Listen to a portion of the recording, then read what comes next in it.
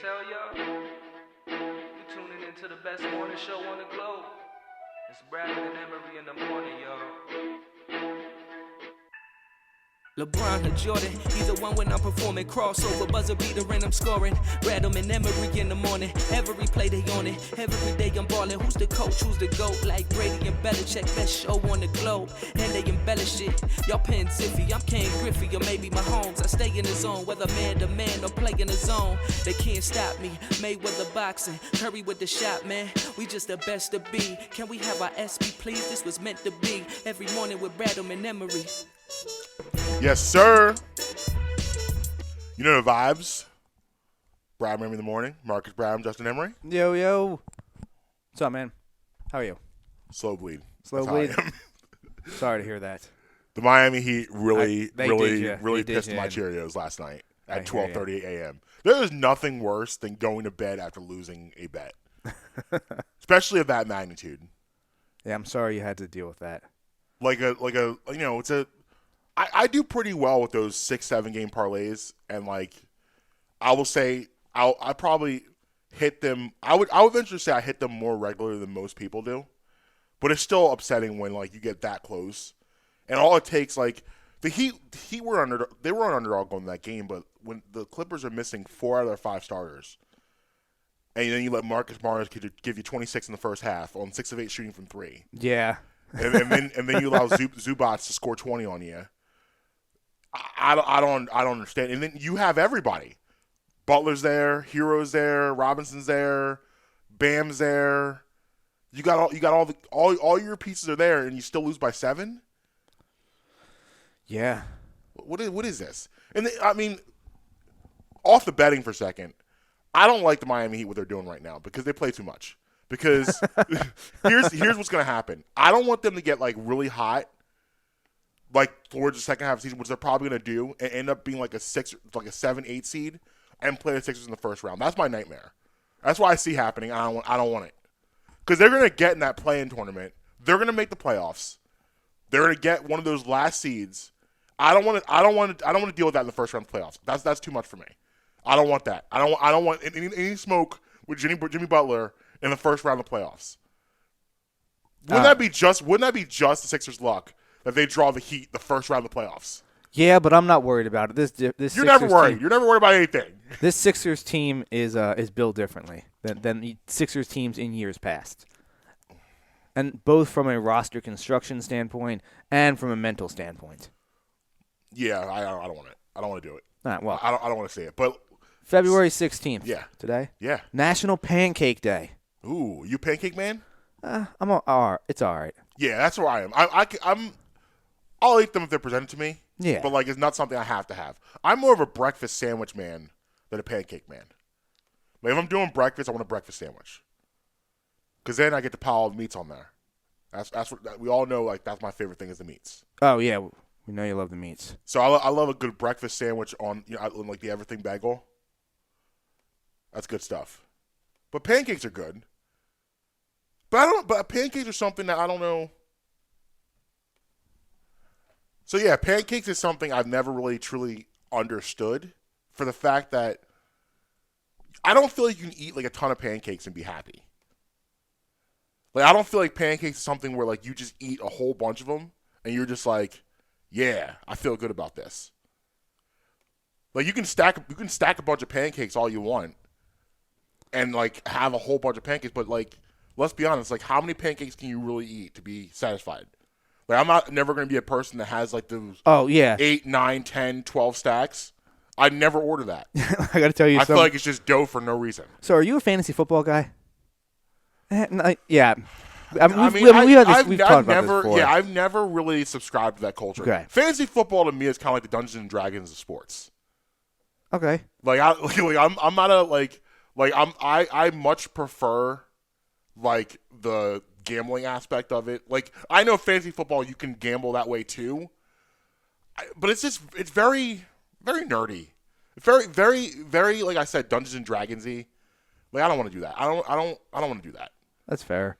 I used to be into it significantly more than I am now. Okay. Yes, I used to be all over. Okay. I used to have like 4, 5, 6, 7 teams. Now it's usually like 2. Sometimes just 1. Okay. But I saw as a punishment. Now the leagues that I'm in, we don't ever do punishments for the last place team, but some of the more intense leagues do. Yeah. I saw this one. Now there's a couple. There's 2 specific ones that are like so cruel and unusual that they should borderline on forms of torture. Oh boy. I'll share the pancake one with you first. Okay. So this guy had to go to an IHOP, and he had to sit there for whatever happened first. He sat inside the IHOP for a full 24 hours, or he ate enough pancakes to leave. And for every 2 pancakes he ate, cut an hour off. So he had to either be there for 48 pancakes or 24 hours. No, I don't want that in my body. And I mean, I was sitting there, and I was like, pancakes just don't sit right when you eat too many of them. Sit right in your body. What kind of cruel and unusual torture is that? Yeah, that's horrible. That's just terrible because you don't want to sit in there 24 hours. Well, first of all, what do you do? Just continuously order coffee? Because at some point, the manager say, "Hey." I mean, if you're consistently ordering food, like if you're consistently ordering things, which think about it, how fast could you probably eat maybe like 8 pancakes? Probably pretty quickly. Yeah, I can do that pretty fast. Well, that's 4 hours off your time. Yeah, so if you do if you can be there for 2, 3, 4 hours, but cut time off the back end. Eventually, you'll meet in the middle. That's who thought of that? I don't know. What kind of psychopath thought of that? I don't know. You ready for another one? What kind of punishment? Here's another one. They made someone for 12 hours live in third person. So they put one of those VR headsets on. Yeah. And attached it to a camera there was like an apparatus that was around their waist, and it kind of looked like something that you carry like you know how you see carrying like a baby on your back. Yes, yeah. Like carrying around like a backpack thing. Yeah. Something like that, but it went like up over their head a little bit. So there was a camera mounted above them looking down. That was where the VR was hooked to. So they had to live 12 hours in third person. Who thinks these things? I have no clue. This is absurd. Why don't you just tar and feather him and get it over with? Parade him down the street. But imagine the mental anguish being like, okay, I have to live 12 hours in third person. Yeah, that'd be horrible. I'm out. I'm not doing that. I don't know which one's worse, the pancake one or that one, but because I don't want to eat pancakes for 24 hours either. No. Couple other, couple tidbits from today. 1923, King Tut's tomb popped open. That Howard Carter discovered it? Look at you. Yeah. Look at you. No little history. Look at that. Right on, perfect. Yeah. On the spot. Yeah. Both first and last name. Yeah. Yeah, man. 1996, arguably one of the most intense golf tournaments ever. Really? Yes. Happy Gilmore takes down Shooter McGavin. Fell for the okie-doke. He did. He did. Went Happy Gilmore on me. Are you an Adam Sandler guy? I mean, depends what it is. I'm not. There's very few. I know you're like a Leo guy. You've said that before. Yeah. I don't think there's a single, actor or actress that's in something where I'm like, I'm going to go see it. Yeah. He's funny in something like Mr. Deeds, hilarious. Okay. Happy Gilmore, hilarious.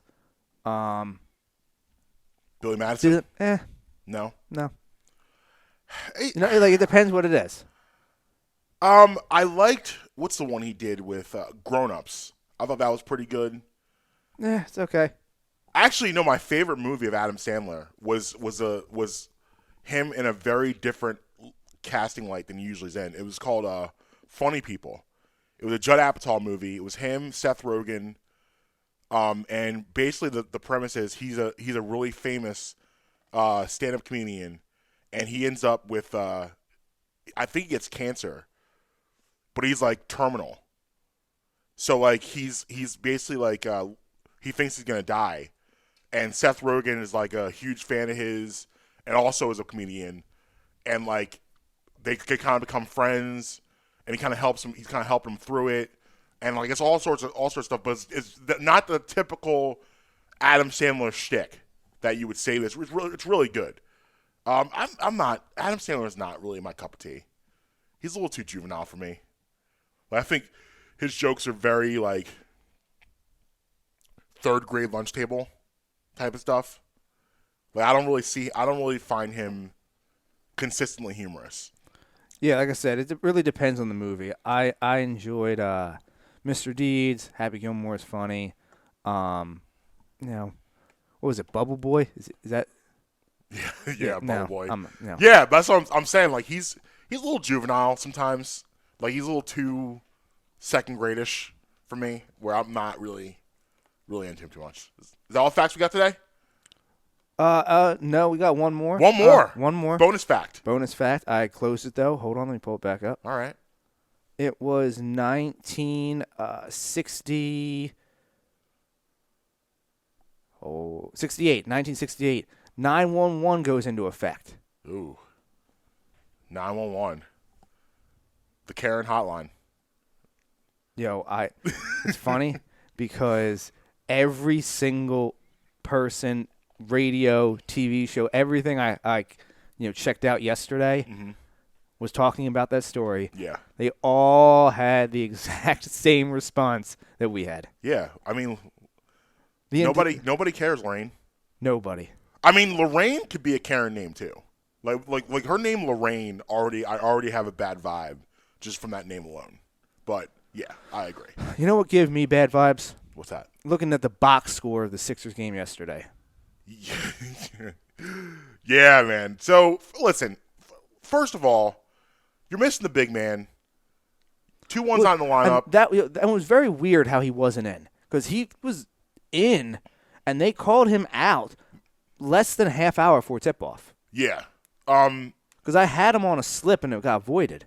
Right. No, obviously, and that's kind of like money, that's kind of like Doc Rivers kind of described the situation recently as basically saying, listen, we don't know day to day if we're going to have him, and like he goes through warm-ups, he gives a thumbs up or gives a thumbs down. That's pretty much how we're doing it. And now Sixers has been fortunate where mostly it's been thumbs up.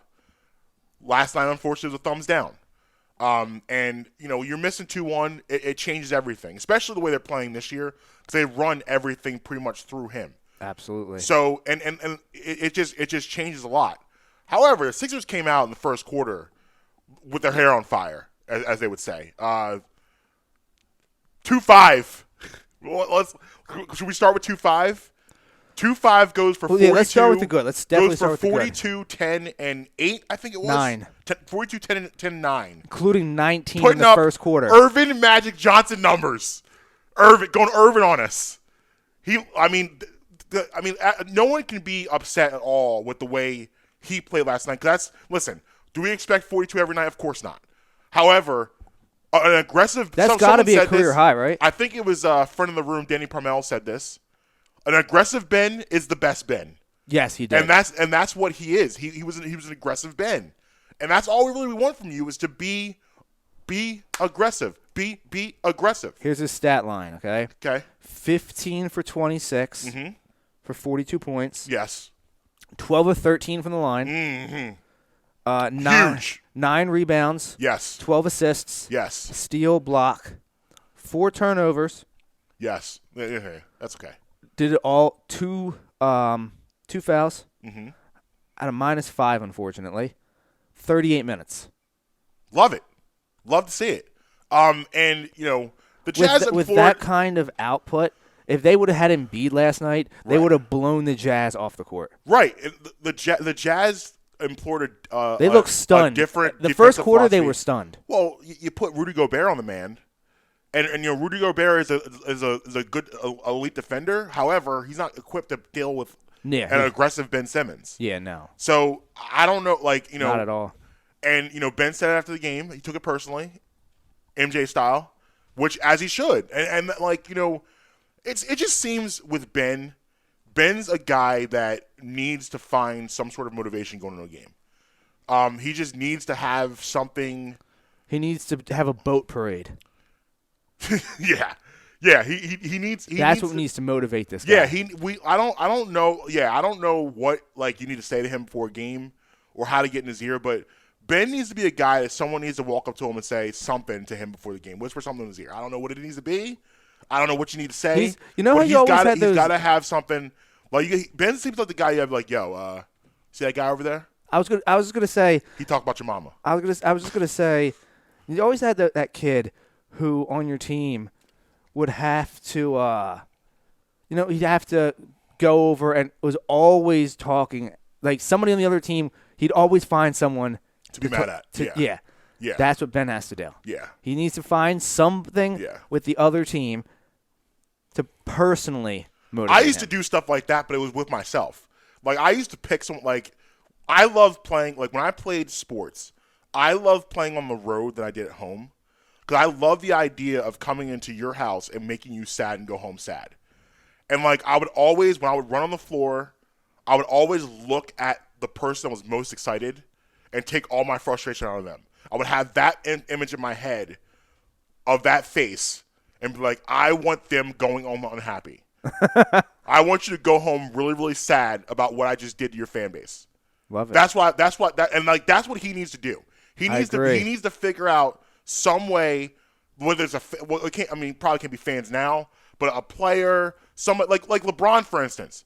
LeBron's playing the Cavs about a month ago. Yeah. In the third quarter, he missed a shot, and some random guy who worked for the organization was clapping too loud. I think it was a concessions guy. No, it was someone that works for the organization. He was sitting on the bench. Yeah, he was sitting on the bench, and he's wearing a mask, so I don't know who it was, but he's an executive with the organization. No. I think it was just some low end. And he was just clapping. He's like, yeah. Yeah, no, yeah, but I don't think. I think it was just some like ticket rep or something. I'm pretty sure it was just. It may have been. I know it was someone from that organization. I don't know how high up the chain they were, but it was someone in the organization. And he's just clapping, and LeBron looks at him and goes, okay. All right. I want you now to go home unhappy. And Ben seems like you go back to 2 years ago when the Sixers played the Nets, and he had that really bad first game. He played better in second game. They go to Brooklyn, and Embiid's out. And, the Nets are starting to chirp a little bit about Is this the Dudley game? Yes, this is game 3. Yeah, the Jared where he just went off. Started chirp, saying, Joe's out, you guys are done. And Ben took it personally. Goes over 30, looked angry the entire game because he had this in his head. That's how he thinks. And, like, you can always tell with Ben Simmons what kind of Ben Simmons you're going to get very early on. Yeah. When Ben takes that ball and goes downhill within the first minute of the game, it's someone made Ben upset. I don't know what. Someone made Ben. Ben is angry. When I saw Ben's get upset. He was three for 3. Yeah. 6 points, like a minute into the game. Mm-hmm. I looked at it and I was like, all right, this is. If you prop betted Ben last night, you probably hit your props in the first 10 minutes of that game. You cashed out in the first quarter. Yeah, he was cashed out in the first quarter. He was killing it. But I mean, he was 7 for 8 for 19 points in the first quarter. Yeah, so he played really well. And then let's stay positive again. One more. Tobias with a 36 spot. 36, 10, and 2. And if he doesn't make an All-Star game, it's a crying shame. Yeah, it's just a shame. And the NBA, like I said to you, but I think we talked about this yesterday a little bit. The NBA and like a lot of these awards are always a year late. Mm-hmm. They're always a year late. So I'm sure Tobias won't make it this year, but he'll make it next year because it'll be the makeup call. Yep. Even though he should be on the team this year, no question about it. You can't sit here and tell me Tobias isn't one of the best forwards in the East. It's absurd the way he's playing. I agree. He's playing. He looks like an all-star this year, no question. Yeah. Like what it comes down to is when you watch a guy, you should know off the bat. All right, he's an. He does. Yeah. And when you watch him play, there's no question.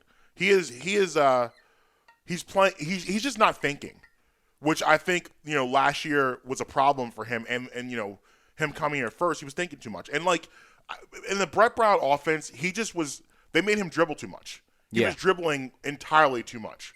So now it's just kind of give it Toby, catch and shoot, bang.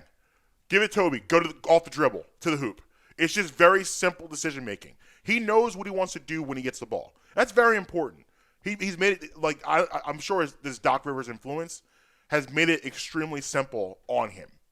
So those are the positives.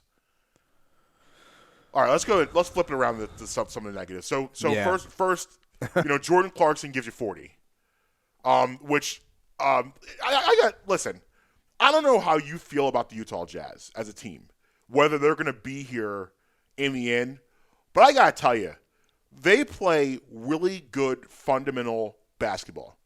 Like they always find the open man. They always have open shots. Like you look at the shots they create for themselves, like they create open shots. Like no one's around. Like literally, you look at their jump shots. There's 3 or 4 people apart from their jump shooters. They're not. They don't take, like, you watched that game last night and you watched them play. Or I've watched them play a couple times this year. They don't take contested shots. They just don't. They're always wide open. Like shoot around jump shots. Basically, they create. I don't know if that's sustainable. I don't know if they'll look at that in the playoffs. I don't know. They also on the flip side, they play really good defense also. They're a good defensive team, which they've always been. But they are shooting the three. They're shooting the three this year elite. I think is a subpar word for how they're shooting the three this year. I mean, their 3-point percentage is off the charts. They're playing really well. They're number 1 seed in the West again. It's hard to tell if they're going to be there at the end. I don't think they will be. Here's what I will say about them is that I don't know if people remember this because Utah hasn't been this good in a really long time. If they get fans back in that building, Utah is a place you do not want to go in the playoffs. They are a place you do not want any parts of when it comes to playoff basketball. I'm not sure. It's not still called the Delta Center, but I remember as Delta Center back when the late 90s when they were really, really good. That is a tough place to play. It is one of the toughest places to play in the NBA. They just haven't been really this good to take advantage of that. But if they do somehow secure a number 1 seed, they'll have an advantage similar to the Sixers will have here, where, again, it's a place that you don't really want to go deal with in, June. That's not where you want to be. So something to keep an eye on. I don't think I'm with you. I don't see them keeping this up. I think the Lakers, if you ask my opinion, the Lakers are the best team in the West. And now, if I was to rank it now, I would probably say Lakers, Clippers, Jazz, Nuggets, and then kind of everyone else. The Mavericks, to me, they were my dark horse coming this season, but they don't have it. You're not getting. There's not enough help around there. I'm going to go back to what I said. I don't understand what they were thinking trading Steph Curry. Like, thank you for that, but I think Josh Richardson doesn't make sense on that team, and like taking Steph Curry. He doesn't make sense on this team either. You're right. Taking Steph Curry off of that squad has completely changed the dynamics of that squad. I don't understand for the life of me why they did that trade, what they were thinking. That now looks like a heist. I'm glad we were on the receiving end of the heist. Yes. Because usually we're not. But, I feel bad for Luka because, like, he is, obviously you know how I feel about him, but they just don't have the pieces. You're not getting – maybe Kristaps Porzingis – if you can get Porzingis to be the Porzingis they thought, then it's a different conversation. Then we start talking – little differently about that team. If he becomes the unicorn. Right, but if he's not it's a playing, problem. Yeah, if he's not playing to the level that he's capable of playing, they're just not going to be there at the end. So really the threat to the Lakers, the major threats are the Clippers and the Jazz and Nuggets. Everyone else is kind of just there. The Suns are a good team. They're not ready for prime time when it comes down to it. They're not going to beat the Lakers in a 7-game series. They're not going to beat the Clippers in a 7-game series. And then who else you got over there? The Blazers. The Blazers are interesting because when healthy, they could possibly pose the best threat to the Lakers. When healthy. The problem with them, they can't stay healthy. Nurkic is a matchup nightmare when he's healthy. It's just hard for him to remain healthy. Dame Dollar, you can make an argument the best point guard in the NBA. You can make that argument. McCollum is McCollum. Melo is Melo. You have Gary Trent, Robert Covington. They have nice pieces around Rodney Hood. They have really good pieces surrounding their stars. It's just that they can't consistently remain healthy. They're still somehow, I think they're 16-10 right now. They still somehow are hanging around in the West and playing good basketball. But I don't know. I just don't think they can be consistently healthy enough to be there in the end. But I tell you what, they're a team I got my eye on if they do end up getting healthy. Because remember last year in the playoffs they played the Lakers. What happened? They got hurt. Dame gets hurt. Nurkic gets hurt in that series too. Now Dame misses I think 2 games in that series. I know he missed at least 1, but I think it was 2. But that's what they ran out of gas. They had to do so much to get in the playoffs because again they were missing a lot of their guys before the bubble. So when they got in the bubble, they had to pretty much run the gauntlet to get in the playoffs. They almost missed. They had to play a play-in game against the Grizzlies. So I don't know, but we got a lot of Sixers. We're gonna get back to this because we got some things. We got to call some people to carpet. I think we got Twitty on the other line. On the other side. I'm sorry, other side. Yes. All right, sounds good. All right, listen. Bradman in the morning. Marques, Brad, Justin Emery. We'll be right back. Hi, I'm Marques Brad. I'm here to talk to you today about Uncle Mike's homemade ice cream. USA Today selected Uncle Mike's as the best ice cream parlor in Pennsylvania. Uncle Mike's is a family-owned and dedicated to the production of premium quality gourmet ice cream and sorbet. Made fresh daily on the premises using the highest quality ingredients available, Uncle Mike features over 30 unique delicious flavors offered in scoops, sundaes, shakes, and special order ice cream cakes and pies. Uncle Mike's homemade ice cream is located at 537 York Road in Warminster. Is open all year round, serving you happiness one scoop at a time. Hi, I'd like to talk to you guys today about my friends at Amy's Pizza. Amy's has a plethora of pizza for your munching pleasure, specialty pizzas such as Hawaiian, margarita, taco, and plenty more. If it's sandwiches you're into, they've got those too. Cheesesteaks, burgers, hoagies, even gyros. Amy's offers pickup and takeout options, but they are also available on Grubhub. Amy's is located at 332 York Road in the heart of Hatboro. Call them at 215-957-1000. Again, that's 215-957-1000.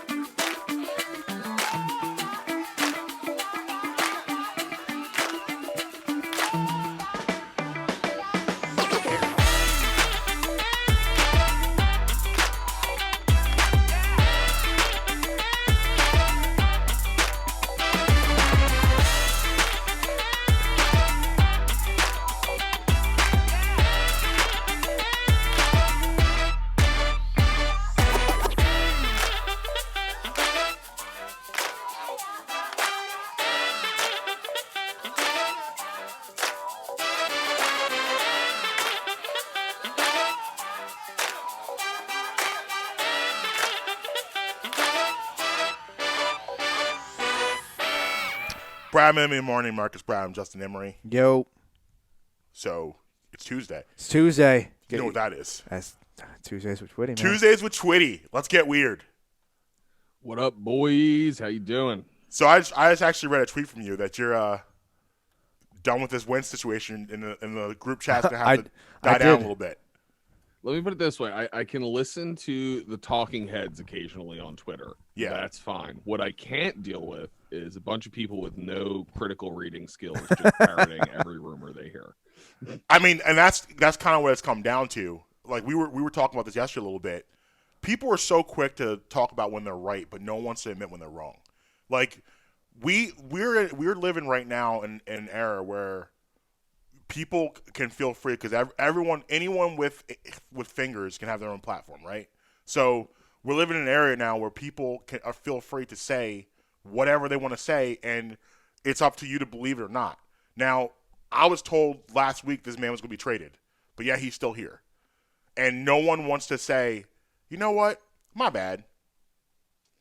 Also, it's like everybody has so much to say about what Carson wants or thinks, and I'm like, we've had exactly one public statement from the man in the last 3 months. Right. Yeah, I'm with you. But before we get into conspiracy theories, can we have a little Breaking Bad conversation, please? Oh, absolutely. Because that's right. You're still on the rewatch, right? I'm wrapping up the rewatch now. Okay. Amber has commandeered. First of all, like I was alone on this journey myself. Okay. And she's now entered the chat in season 5 because like she now wants to finish up with me, which I'm like, I get it, because I want to make a statement to you guys, and you guys can either agree or disagree with the statement. I feel like I can make an argument that season 5 of Breaking Bad is the greatest season of television ever done. It's incredible. I would have to sit down and do some serious work on the rankings before I could agree or disagree with you. However, the argument is a valid one. I'll give you that. I feel like it's arguably, but I feel like I can make an argument that's like, I'm rewatching this again, and like everything kind of like leads, like they do a great job with the build up, but everything leads to season 5. Like season 5, there are no throwaway episodes. It's like, this is true. It's like the thriller. No flies. It's literally like the thriller of television, where it's everything's a hit. Like every episode was a hit, and like all of a sudden you go from the end of season 4, where Walter basically season 4 is basically him struggling to live. Like he is there, he's gonna die at some point in season 4, and he goes from that to the most powerful man in the meth business, basically overnight. Like in season 5, like you don't have a lot of the major Walter success, but the escalation of success in season 5 is just astronomical. And then you're like, he gets out of it, and you're like, okay. And then Hank discovers it with WW. So Hank now is on the trail. And then what's Skylar gonna do? Is she gonna because it all looks like she's going to turn on him. She doesn't. So you have so many of these unbelievable storylines all weaving into one. But I'm going to go back to what I said before about this, is that like Jesse Pinkman, I hate him. I literally hate him. He like I stand firm, and I'm willing to die on this hill that Walter White deserved more from Jesse Pinkman. And Jesse, like, if you go back to season 4, why does Gus hate Walter? Gus ends up hating Walter because Walter kills 2 associates for Jesse. Yes. That's what got him the bad graces of Gus. I don't think it's that simple, though. I think Gus knows that out of the 2 of them, if one of them's likely to think that he's the big man and try to take over the operation, it's going to be Walt rather than Jesse. I think that's a piece of it, even that early on. But Walt didn't have aspirations to do that until Gus flipped on him. So you go back to kind of the beginning of season 4, where Jesse figures out that his girlfriend's brother was killed, and like, I'm sorry, before that, we figures out he's the guy that killed Combo. He's the guy that killed Combo. Mm-hmm. So he figures that out. So he's upset, and he wants to take these guys out. He wants to do the ricin in the burgers with Wendy. And then they have that huge meeting. What does Gus say? Gus looks at Jesse and says, the only reason why you are alive is because of my respect for this man. That's where it was. It was there. Yes, but this is Gus we're talking about. Like, do you think he's saying everything he's actually feeling? Because I think he's holding a lot back. I think he's already looking at Jesse like, all right, let me let him simmer under Walt for a little bit, get his, chemistry skill up to a better level. And then, like, if I really have to make a decision at one point, I know I'm more likely to be able to control Jesse than Walt. I disagree, man. I think he was like he looked at he didn't even want to work with him because of Jesse. You remember in the beginning, like when Walt had that meeting with him, he was like, "Bro, your partner's a junkie. I'm out." I think that's true at the beginning, but I think there was a progression in the relationship between the three of them and between like. I agree. There was. On their own. I agree with that. And you go back, like, so later in that season, the progression starts for me when they try to do that. They try to do when Walt. The reason why Jesse got into the good graces is because Walt got out of the good graces. It's like the kids. Well, Walt that was the plus favorite son. The further he got from rehab, the more Gus was willing to, think about trusting him, even though he may have never really trusted him all the way. Right. And Jesse surprised him when he did that whole setup with Mike where the fake robbery attempt. But then Jesse, handled a situation well when he went to Mexico. That gained trust. And then I think something else happened that gained him trust, and Mike starts to like him, and they start to form this thing. But like I said, I feel like none of that happens if Walt doesn't murder two of his associates. I think you have a point there. I think to some extent, Mike just hated Walt the entire time. Yeah, even though he didn't like Jesse at the beginning, I think he may have seen something in him. Yes, and Mike is the most trusted dialogue that Gus is going to take from anyone. I agree. His opinion matters more to Gus than anyone else in the series. And I do think the Mexico ordeal was a huge part of it. Like coming out of that, Jesse's crap was stinking like roses, Right. Now, I got 2 Breaking Bad takes. Okay. Now, I'm on record as saying that that's my favorite show ever. Okay. So I'm not going to come out with anything crazy. All right. Okay? Number 1, my favorite season that I think while season 5 is great, I don't even think it's the best season in the show. Okay. What season are you going? 3. Season 3. I do. A lot happens. A lot. Yeah. It's a lot of development. Season 3. Season 3 was a great season. So that's like if you had to ask me, that I'm going with that. Okay. That's number 2. I think Better Call Saul might be better than Breaking Bad. I think it's close. It's a different. It's debatable. Show, it's a different. but like it's you gotta. pretty great. Yeah, you gotta suspend all of your Breaking Badisms to get into Better Call Saul. But Especially the first time you see Huel in Better Call Saul, you're just like, all right, things aren't going to look perfect. I have to accept that and move on. Right. And it's it's gonna be interesting to see how they close out Better Call Saul. Mm-hmm. We're all whenever they get to it. We're all waiting for this last season. No, I didn't get to see season 5, so okay. I will eventually get it, but I had it on like a free trial on the stream to catch it. Yeah. So I watched the first 2 episodes. Then The Mandalorian comes out. I get sidetracked. Uh-oh. By the time I come back, no longer have the free trial. Oh, no. So I've seen the first 2 episodes of season 5. Nothing after that. See, Justin, these are the benefits to having real cable. I could just plug my info into the AMC website, and I'm golden. Yeah, yo, my DMs are open. 2 things before we go to conspiracy theories. Number 1, I'm actually starting to see a parallel relationship that Walter has with Mike and that Walter has with Hank. What I mean by that is, like, it's very evident that even though Walter and Hank have a friendly relationship, Walter is envious of Hank because of the way Walter Jr. looks at Hank. Like he's looked at as Walt is looked at as not a man, and Hank's supposed to be this big man, even though we saw the struggles he had with everything that happened in Texas and couldn't get out of bed and all stuff like that. Mike is the same thing. Mike is like, Jesse looks at Mike like a man and not so much as Walt in that same regard. So the Walt-Mike conflict, we don't get the Walt-Hank conflict till season 5, which really, if you watch, has been building because of Walt's envy. And we get the Walt-Mike conflict right away, but it's a very similar relationship. I agree. And even adding to that, like, even though Mike's a criminal, just like the rest of them, like, he's ultimately seen as the authority figure of the Yes. group. And, like, that parallels Hank perfectly. Exactly. Like, even in comparison to Gus, because you see Mike more on a day-to-day operations basis, you're going to see him as the authority of the operation. Right. And number 2 takeaway. How mad is HBO over the situation? That they didn't get it. They had it.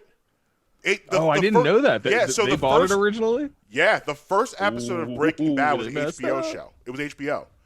If you remember the first scene you see with Jesse Pinkman, you got a girl come out of the window and she's naked, and because it was on HBO, and HBO dropped it after I think maybe they do 2 episodes, but I'm pretty sure the first episode they dropped it.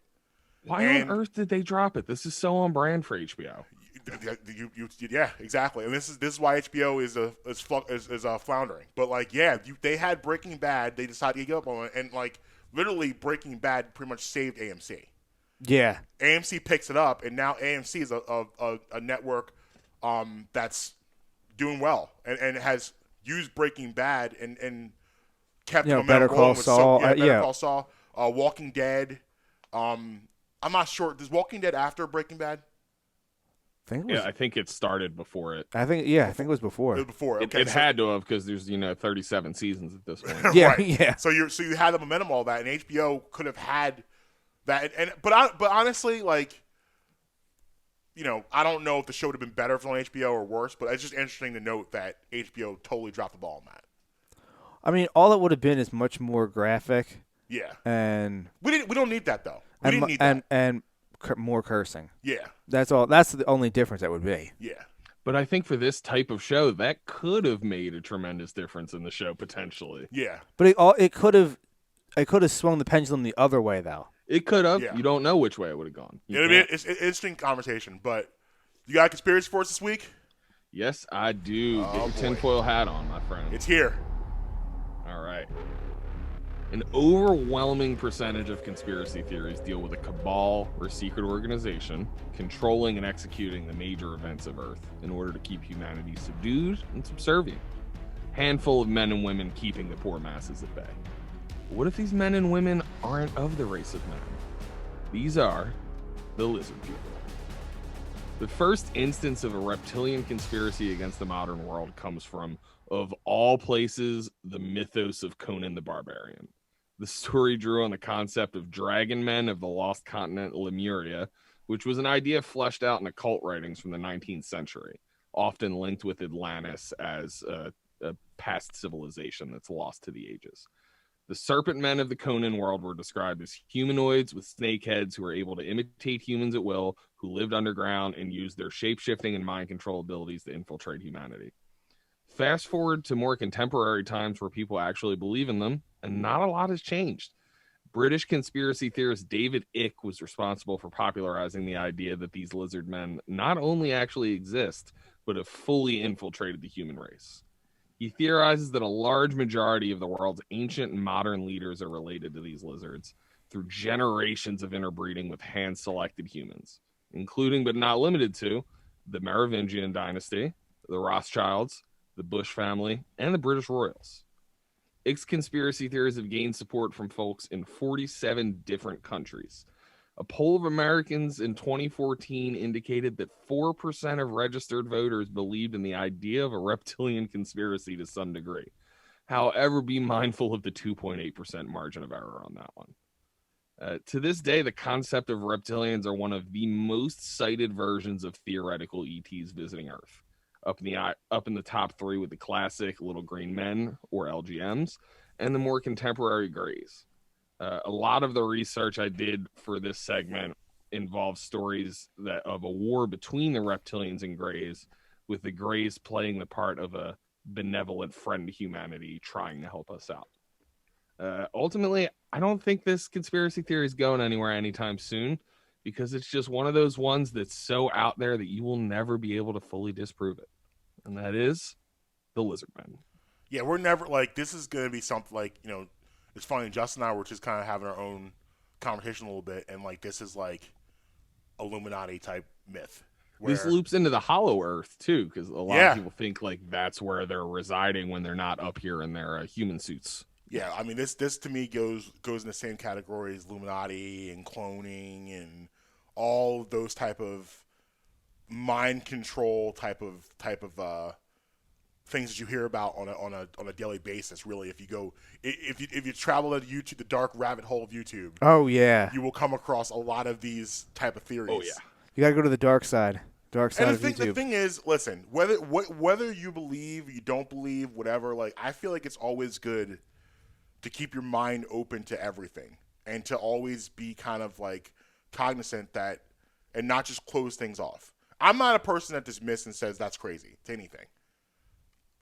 Same. I mean, I don't do that. I enjoy the crap out of, any conspiracy theory, no matter how outlandish, because I'm like, it's either A, going to make me think, or it's going to B, provide me with immense entertainment value. Yeah, right. And that's how I'm pro thinker. I think that conversations like this lead to great dialogue, and while I don't subscribe to every theory I've heard, there are some out there that I'm like, that might be a thing.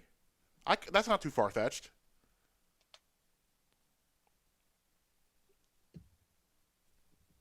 Did we lose him? No, I'm here. Sorry. Oh. Did you get cloned? I'm caught. My eyes just closed horizontally. Yeah. Vertically. What happened here? That was kind of spoiler alert. Twitty was the reptilian the whole time. Oh, Yeah. That's funny. Which is crazy that I'm still living in this tiny apartment, being a part of this vast conspiracy. They got to get this paycheck up. I got to call Soros. Well, listen, you got to think that with all the money of this world has, something weird has been going on behind closed doors, right? Oh yeah, we have guys zero doubts flying on that. jetpacks over LAX. Okay. Yeah, something weird's going on somewhere. Oh, jetpack guy is definitely a reptilian, no questions. Yeah. Wait until we go to Vegas, okay? Okay. And you see the vast amount of nothing in the middle of this country, and what people with money are just doing out there. Well, you look. I mean, real quick, back to Breaking Bad. You look at Albuquerque, New Mexico, and all the crazy areas in the desert they have. Oh out yeah, there. 100%. Whenever they have the cook in the RV, they're like, "Yeah, we'll just get 5 miles outside of town." And we'll Right, be golden." and when Walter and when Walter goes and hides the money, those areas out there where anything can go down. Yeah. Like Trust me. It's There are places that are wild It's out just there. crazy that it is places in this country you don't want to break down. Make sure you have your gas. Absolutely not. Make sure you there have your gas. and most of Utah. Right. Yes. Right. Basically anything west of Denver. Yeah. There are places I feel like on this trip I'm just gonna nap just because I don't want to see what's going on. I'll be stressed out. I'm just gonna go nap time. I don't need to see anything that's happening here. I'm gonna feel like you're smuggling me into a place. I'm taking a nap, putting something in my face. I'm out. There's going to be some wild. You're going to see some wild things. I'm excited.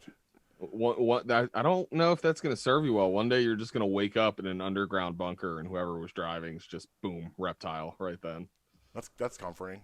That's what I'm here for, man. All right. I mean, Oh, what do you got? I'm not sleeping tonight. What do you have lined up on this week's podcast?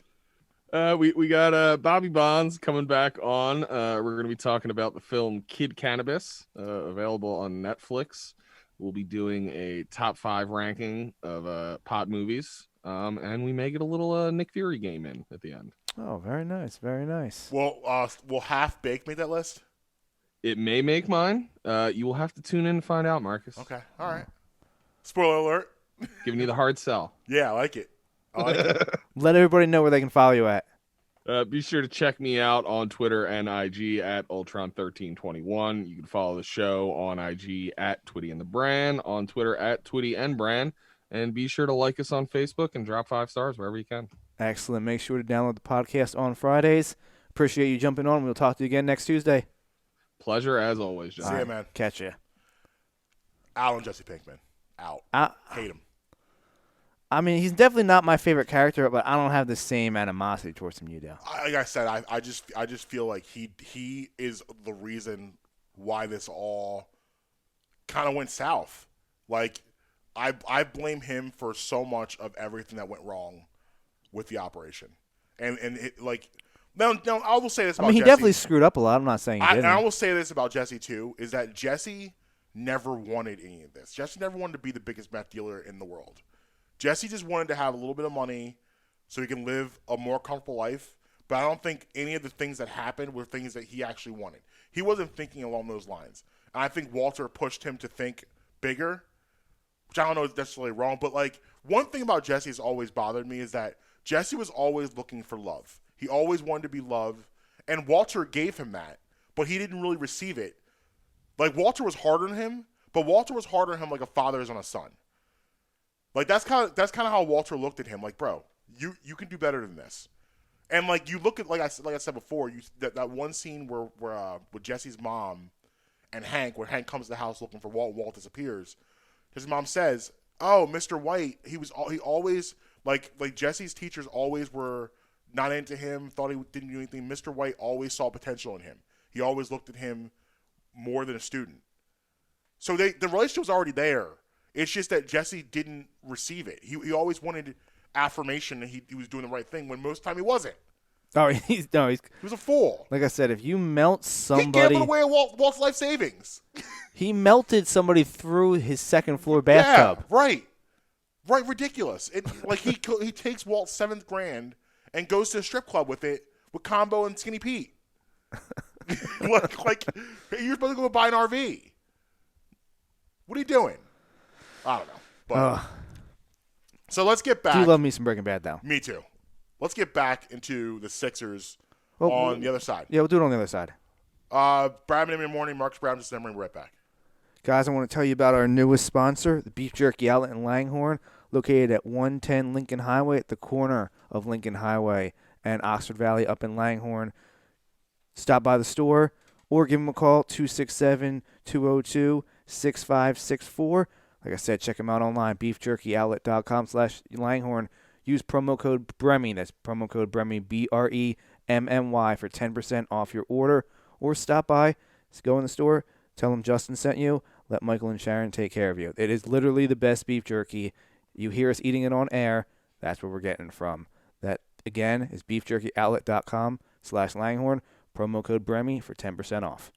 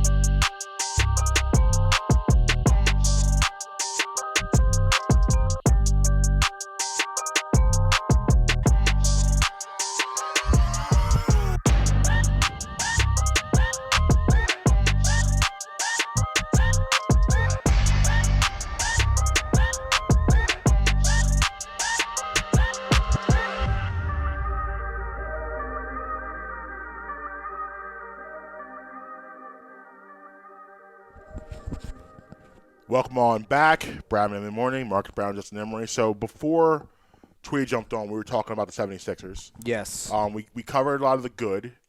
Now Time we to get started to the getting to the bad. You know, I mentioned Jordan Clarkson giving me 40. We can't have that happening. Now, I mean, Jordan Clarkson's found a nice spot in Utah, but you can't let him put a 40 spot on you. now when I came in here, we were setting everything up. Mm-hmm. I told you I was feeling feisty today. You did. Told you I was mad at the Sixers, and then it's never good when I come like this. But I came with statistics. Oh boy. Yes, got the numbers to help my argument here. So I'm going to give you a stat line, okay? I'm not going to tell you who it is. I'm just going to give you a stat line, and I want you to give me, tell me who you think it was, okay? Okay. Okay? And this is from the Sixers game. Okay? This is from the Sixers game, okay? Right. All right. 29 minutes, 3 points, 4 rebounds, 1 assist.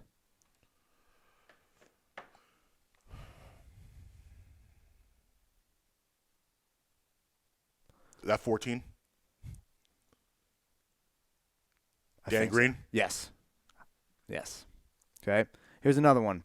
17 minutes, 6 points, 1 rebound, no assist. 17 minutes. Oh. Is that the Hive? That's the Hive. Okay. Then Mike Scott, there's an argument right now that Mike Scott's the worst player in the NBA. Yeah. Out of 413 total NBA players, his plus minus, he's 399 right now. Yeah. It's not good. And then here's another one. 21 minutes. Furkan Korkmaz. Oh, I know that's Furky. I've already this stat line. You can tell the people this stat line is ingrained like literally like the steak sear into my brain. Because this is the most egregious of all of them for me. 0 for 5. Wait, hold on a second. 21 minutes. Yeah. You were on the floor for 21 minutes. That is over a quarter of basketball. You were on the floor. Almost half. Almost a half of floor. Running up and down the court doing absolutely nothing. Cardio. Organized cardio is what you're doing. No points. How do you play an NBA game on the floor for 20? But he's a specialist, ladies and gentlemen. He's a 3-point. He's a specialist. He's a 3-point specialist who took 2 shots from 3. 0 for 5 in total. And Yeah. And by the way, who told Furkan Korkmaz he's a playmaker? Who told him that dribbling is something we want to see you doing? When did he decide to be like? I think the worst of all of this is that he now is confident enough to think that he belongs in a pick and roll action with anybody. I know. Like, what are you doing in pick and roll action? Get out of there. Go spot up in the corner. You focus on that. Like, he's trying to be a playmaker. He's calling Dwight over for pick and roll, trying to throw oops, trying to get a little runner off the dribble. None of it successful, by the way. 21 minutes, guys. 21 minutes, no points. None. 2 turnovers. 0. Minus 15. He had the worst plus minus in the entire game on either team. I mean, do you, like, I'm not saying you, but, like, do you guys now see what I'm talking about here? Like, how is this guy continuously getting minutes? How is he on a roster? I don't understand. I don't, like, again, I don't pretend to know everything there is to know about basketball, but I feel like I know enough to know that this is not working. This ain't it. This ain't it at all. I don't understand how this man is on not only on a roster, on a championship contender, getting regular minutes. Like, are you kidding me? 21 minutes, 0 for 5? But you're a specialist, though. You're a specialist. I'm going to give you another stat line. Okay. 32 minutes, 11 points, 9 rebounds, 2 assists. That Curry? No. 11 points. Who am I missing? Other team. Oh, other team. Yeah. Bogdanovich? No. That's Gobert. 32 minutes, 11 points. went 3 for 3. So in 32 minutes, he managed to shoot 3 shots and make all 3. Yeah. And in 21, you managed to shoot 5 and made and none. shooting's supposed to be the best thing you do. Yes. And Rudy Gobert scoring isn't. Hold on. I also have to give you this great stat. Okay, you ready? Didn't get a single trip to the line in 21 minutes. As a shooting guard. He's a shooting guard that in 21 minutes did not get a single trip to the line.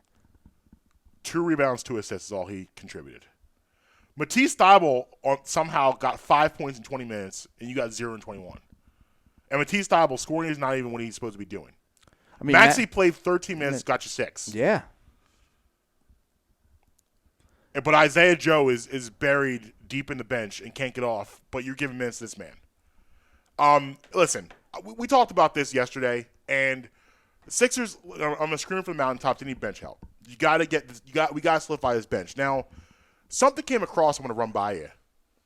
So yesterday, and again, we know they were missing Shake. Yes. They were missing Joe. We get that. Yeah. This is not still not this is working. a big picture thing. This has nothing like I'm again not panicking about losing to the Jazz. But I am, however, panicking about what's going on this bench. Yeah. We can't Mike Scott and Furkan Korkmaz should not be seeing the floor. They just shouldn't be. And Tyrese Maxey, he just listen, like I said before, he's a guy you just kind of put on the bubble wrap for now. Like he's not a guy that needs to be getting regular minutes because he's not ready yet for the prime time, which is okay. Well, last night was the exact scenario is when you want to see him. When you're shorthanded and only playing 13 minutes. Right. So here's what I want to run by you. Okay. So yesterday, reported by Woj that So it's correct. So it's factual information. The Detroit Pistons and Blake Griffin have both agreed mutually for him to sit out. Same thing with Cleveland, and I can't remember who it is now. That was it's Andre Drummond. Andre Drummond. That's it. I don't know if Andre Drummond was mutual. Things that and we're going to talk about the situation because Draymond Green actually made some comments about that situation and a bunch of other things, the hypocrisies of the NBA. Yeah, we'll hear from Draymond in a second. Yeah, Adam Silver got some explaining to do. Man, because these guys are starting to get upset with him. But anyway, so Blake Griffin and the Pistons have mutually agreed to have him sit until they figure out what to do with him. They either want to trade him or buy him out. I believe the exact term was until they sort out what to do with his playing time. I believe the exact terminology. Now here's what I'm hoping. I hope they come to some sort of a buyout. Because if you can somehow get a buyout, you might be able to convince Blake Griffin to come here. And here's what you do. Here's what I would like for this. Here's my dream scenario. Now, this is going to have to take cooperation from Blake Griffin. Because him here, I don't want him starting here. Because then I don't want to run into the same problem you ran into last year with Horford and Embiid on the court at the same time. I don't want that. The starting lineup does not change. It stays intact the same way. I don't want it being different. No. That needs to be because the beauty of the Sixers, that starting lineup, is it creates so much space. We want space. And even though Blake Griffin can shoot outside, he doesn't really want to be. We need to do something about Green, though. Like, I mean, I hear what you're saying about the starting five. He had a bad night, but he hasn't had a bad year. I don't think. Listen, if you look at Danny Green this year, he's actually had. His year hasn't been bad. It hasn't been a bad year. Like he's not the guy. He's not the guy in San Antonio anymore. But I don't believe he's had a bad year. He's not really on my radar as someone I'm upset with like that. Do you want to maybe amend that? What do you got? He's averaging 28 minutes. He's averaging 8 points.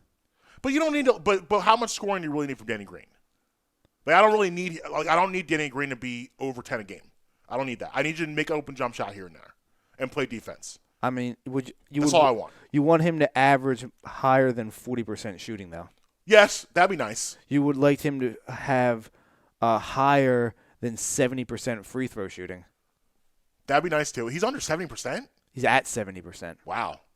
He's What's his 3-point percentage? 36%. So a tick below league average. Yeah, that needs to be a little higher. He's 39% from shooting.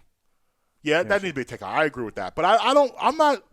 Him in the starting lineup doesn't bother me because with the fact that you have your two lead dogs, you got Embiid as your star, you got Harris as your co-star, and Simmons as a co-star. So He's averaging 8, 3, and 1. Okay. I expect more from Curry, Embiid, Harris, Simmons. Those are the guys. And Green, make an open jump shot and play defense. But anyway, let me get back to Blake Griffin.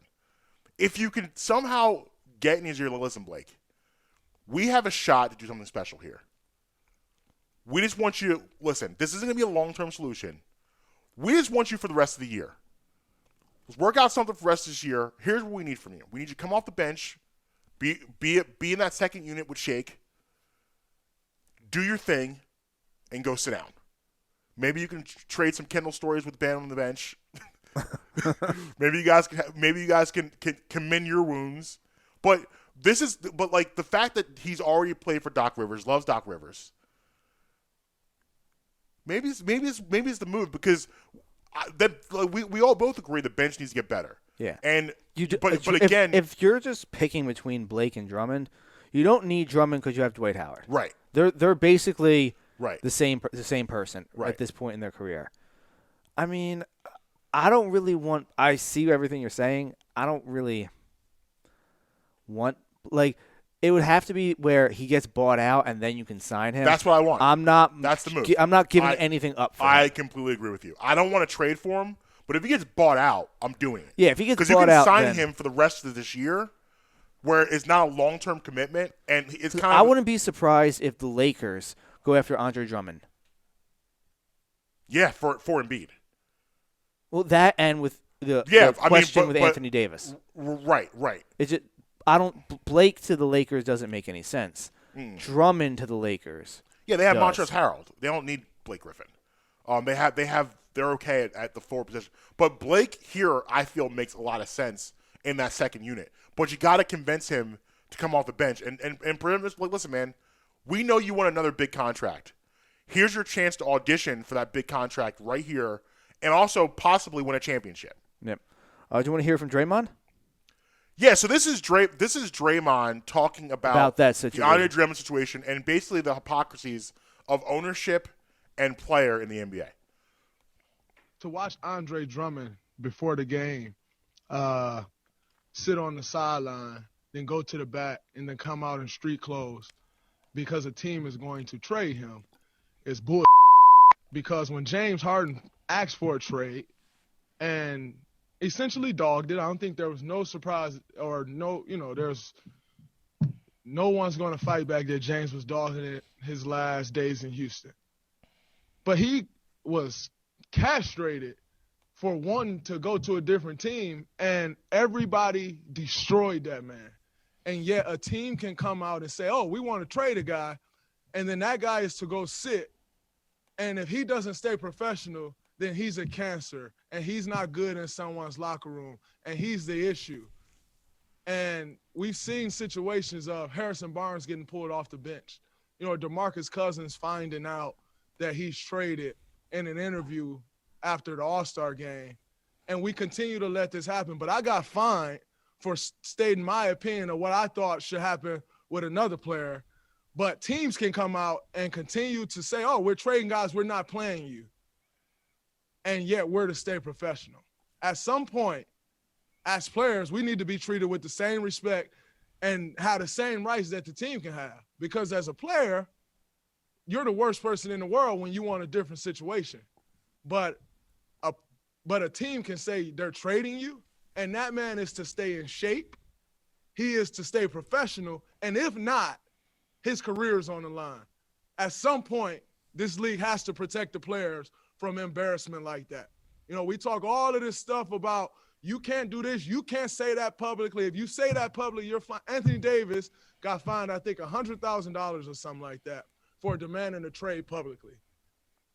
But you can say Andre Drummond is getting traded publicly, and we're looking to trade him publicly, and he's to stay professional and just deal with it. But then when Kyrie Irving say, "Oh, my mental health is off," everybody go crazy about that too. Do you not think that affects someone mentally? As much as we put into this game to be great, to come out here and be in shape, to produce for fans every single night, and most importantly, to help your team win, do you think that doesn't affect someone mentally? But as players, we're told to, no, you can't say that, you can't say this, but teams can. It goes along the same lines of when everyone wants to say, oh, man, that young guy can't figure it out. But no one wants to say the organization can't figure it out. At some point, the players must be respected in these situations, and it's ridiculous, and I'm sick of seeing it. Y'all have a great night. I'll see y'all tomorrow. Yo, I love the fact at the end of this, he goes, Auntie, have a blessed day. Cuss everybody off for 2 minutes. Have a blessed day. But Adam Silver, you're going to have to hold that. You're going to have to hold that, Adam Silver. I agree with like 98% of what he said. The Kyrie Irving thing? I just the thing that I mean, like I said, 98% of everything I agree with there. Mm-hmm. You can't hold the players and the team to the exact same standard.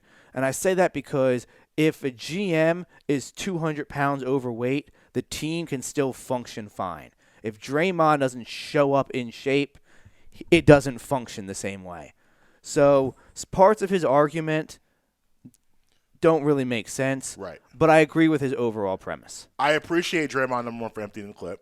Oh, yeah. I mean, we are very pro empty the clip on the show. Yeah, like I said, 98% and not just of that. I appreciate the fact that Draymond, he shoots straight. He says how he feels. And you're like, no lies were detected in that argument. Like, yeah, I can see your point, and that's a very good point about certain things have to be non-negotiable. Yeah, but at the same time, like the vast majority of that, yeah, 98% of that, I agree with. Yeah, there's just a couple, like some places where I'm like, it can't be, completely 100% even. Well, we're coming to a major crossroads in professional sports, and something else I want to get into with Jalen Johnson from Duke and his decision to opt out. We're going to talk about that a little bit later because I think that's interesting. Yeah. But we're coming to a crossroad in sports where the athlete is not going to sit there and take it anymore.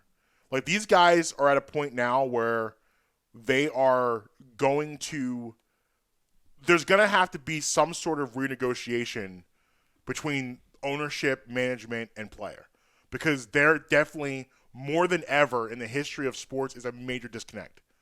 And rightfully so. There's a lot of things these guys have put up with for a very long time that they're not willing to put up with anymore. And I think a lot of it has to do with the fact that, like, these guys are really starting to understand their worth now and understand that, listen, man, regardless of anything, this league doesn't work without us, the player. You can't have a league without us. So like, they're now at a point now where they're really starting to get their backs up and really start to fight for things they believe in, which I'm all for. I mean, like I said, the vast majority of what you said, I agree with again there. Yeah. Some of it, like you said, if there's no league without the players, well, where can, we can never use the top shelf, athletes in any sport as a comparison, because like LeBron James could go and be successful doing something. There's certain guys who just you can't compare that to. But go with a guy, who's somebody, Mike Conley. Okay. Crazy contract. Mm-hmm. If he decided I'm not putting up with this and left the NBA, right? What is he going to do to make that much money? I mean, overseas he's doing pretty well now. Like, he could go overseas right now and be a huge star if he wanted to. Like, the thing is with basketball, but the thing is that there's look. I'll give you a guy. Look at Stephon Marbury. Look what he did. Like, no one, like, we don't, like, the thing is, in the United States, we have this complex that nothing else matters except what happens here. And we don't really pay attention to what goes on globally. But the thing is, we don't know. Well, let me rephrase it. I don't want to speak for you. I don't know if, like, do the things that, are the players treated the same way in these other leagues that they are in the NBA? Are you following a guy like Jimmer Fredette? No. who was told Jimmer Fredette. I know who he is. Yeah. Right. He's now killing it in China, making millions of dollars, playing over there. Like I was gonna use Stephon Marbury as an example, who was written off in the NBA, and basically just kind of, blacklisted may be a little too strong, but basically told to go away, go to China, and basically has a second life and becomes a major star over there. Yeah, that's makes millions of dollars. That's not like what my point is that they're tired with how they're treated, as a commodity. Yeah. Well, are the leagues in Turkey or the leagues in China or the leagues in Italy or the leagues in Spain or the leagues in Lithuania? Do those leagues treat their players like commodities too? No, I would say no, because I think the major because thing, my thing is there's no guarantee, like if a player were to leave, there's no guarantee that the grass is greener on the other side. And you get I don't know. My thing is, the way that I look at it is, you're getting paid so much money. Here's the problem. It comes down to this, and this is the thing that we're going to have to address now because it's just important, is that we talk Turkey, you talk Spain, you talk China, they're all minorities, right? So you have this situation now where you have a league that's predominantly black and the ownership and management are predominantly white. And because you have that... Well, I'm not even just saying for basketball. This goes across the spectrum of every sport. Well, yeah. Football, predominantly black, predominantly white ownership. Hockey's the only one we can't make that argument with. But most of these leagues are, and I'm talking strictly from the United States, are predominantly black athletes, predominantly white management ownership. So I would venture to say you have different ways of... Because, listen, let's be honest. When it comes to race relations in this country... We are far behind everybody else in the world, basically. Like most people in the world, we're behind them when it comes to race relations. And that's kind of the caveat and the elephant in the room, is that that's really where all of this stuff is coming from, where it's heading. And that's really what Draymond is talking about when he talks about this stuff. And that's why there's going to have to be some major conversations had about how these guys are being treated and how they're being made to feel. And I know that these other leagues, I'm sure, are far more advanced in the way they're treating their players than the NBA based on those standards alone and those aspects of it alone.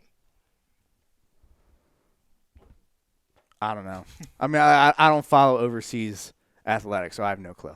Yeah, so that's what I see. I think that's the major... But what it comes down to is that back to even what I said about Draymond, there's going to be, it can never be even.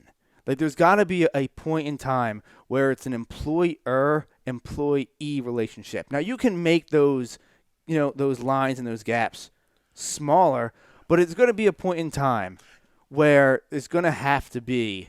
Yeah, but it's hard to do that when, now take ownership out of it, take management. It's hard to do that when your players are making significantly more than your management.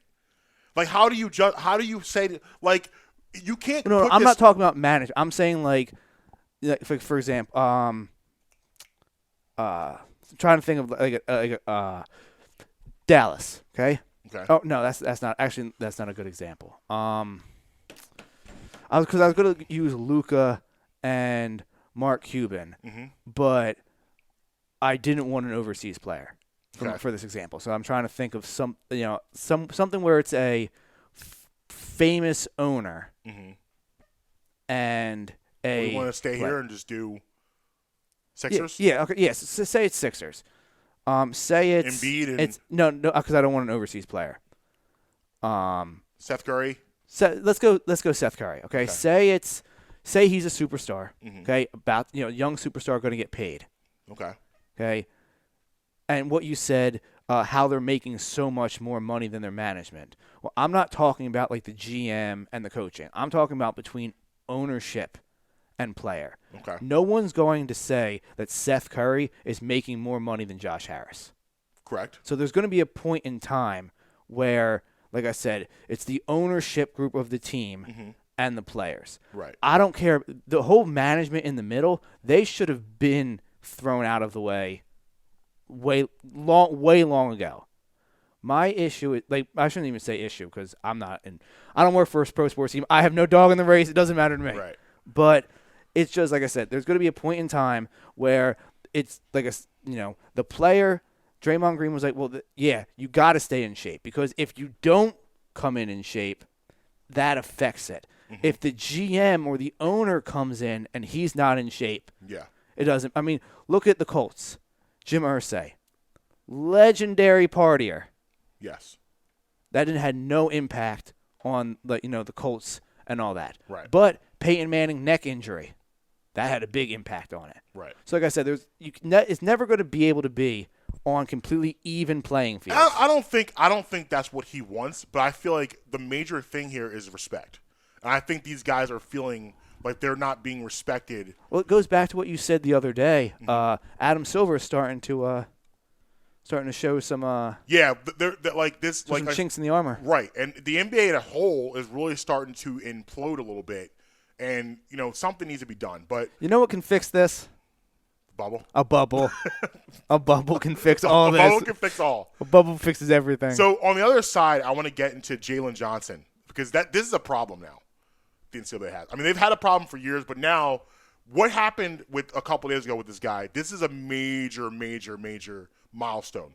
So we're going to talk about that on the other side. Also, flopping in the NBA. And LeBron getting caught in the crosshairs of flopping, which I believe personally, spoiler, is a wrong target. He's not the guy I would go after first, but we'll talk about that on the other side too. There's other people. There's other people, and then also a little Wentz conversation, not too much, but a little Wentz conversation. Bradman in the morning, Marques, Brad, Justin, we'll be right back.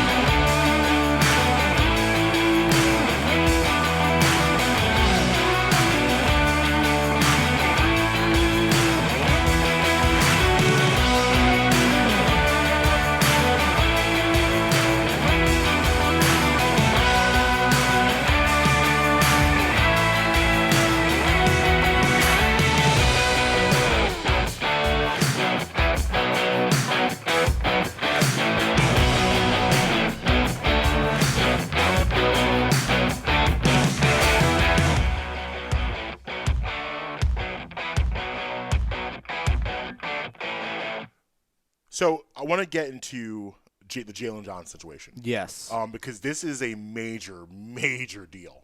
So those of you who don't know, Jalen Johnson played for Duke. Duke is not having a great year. Early in the year, Coach Chesky was very vocal in how ridiculous it is that college basketball is happening in the first place due to COVID. And I'm sure if you ask him, he will attribute a lot of what's been going on with Duke with COVID.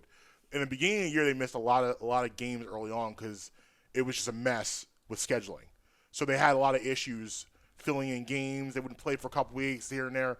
Pretty much what a lot of other teams, especially in the college realm, has been going through. So Duke is 8-8, and I mean they're right now for the first time, man, in over 30 years, in a danger of not making an NCAA tournament, which is weird because Duke basketball is synonymous with the NCAA tournament. I mean, Duke has been a powerhouse in college basketball since the mid to late 80s. They've been, I mean, Jay Billis actually played for Coach K, and his team was the first team to really, I think, make those runs. Yeah. And then it was followed by the later years with Bobby Hurley, Grant Hill, and then it's just, continued on and on from there. So this is historical from the sense of, you had a couple last week, Duke and North Carolina played, and for the first time in years, neither team was ranked. The game did not have the fanfare. Obviously, there's no fans, but it didn't have the same luster that it usually has the Tobacco Road matchup because of the fact that both teams are kind of not playing very well. But Jalen Johnson has decided to opt out for the rest of the season. This is not COVID-related at all. He has not come out and said this directly, but everyone can kind of come to their own conclusions. He's doing this to get ready for the NBA draft. He's a projected lottery pick right now. He's projected to go number 6 to the Wizards if the league stopped right now. And he's just decided, like, you know what, I'm good. I'm gonna move on. I have the quote here from Jay Billis. So Jay Billis made comments about this last night? Yes. Okay. He was covering he was broadcasting between Virginia and Florida State. Okay. And this is, during a timeout or intermission or whatever it was. He goes, "It's really surprising news that Jalen Johnson opted out of the remainder of the season for Duke. He's coming off a game in which he played only 8 minutes at NC State, and it was a game that Duke played arguably its best game in the last month, essentially without him. And for him to opt out now, optically, it's very odd. But I'll be interested to see what Duke winds up saying about this. I'm sure they'll support the decision, but knowing how basketball works, that's just an odd thing to do at this time of year." Listen, Jay Billis annoys me because Jay Billis is a Dookie Duke through and through. He is a typical blue blood Duke guy. So you will never hear him say anything negative about anything Duke related. He's a Duke cheerleader. He's the equivalent of Fox News for Duke. That's pretty much what he is. He is Duke sided. Like, he's never going to have an opinion anti-Duke. And, obviously he's entitled to his own opinion. But here's where you got to be careful. Here's where you got to be really careful with stuff like this, is that I cannot say, listen, I cannot tell any young person out there, don't go get money. I can't do that. And this is an NCAA problem, not a Jalen Johnson problem. Oh, yeah, I agree. This is like, and this is like, I've been pounding the drum for this for years. Like, and I'm not going to say I'm the first one to say this because I'm not. But the NCAA is a multi-billion-dollar conglomerate. Multi-billion-dollar conglomerate. And you got guys like, I don't know all of Jalen Johnson's background. He's from Wisconsin. I don't know much about his home life. But I know he's not a billionaire. I know he's not a millionaire.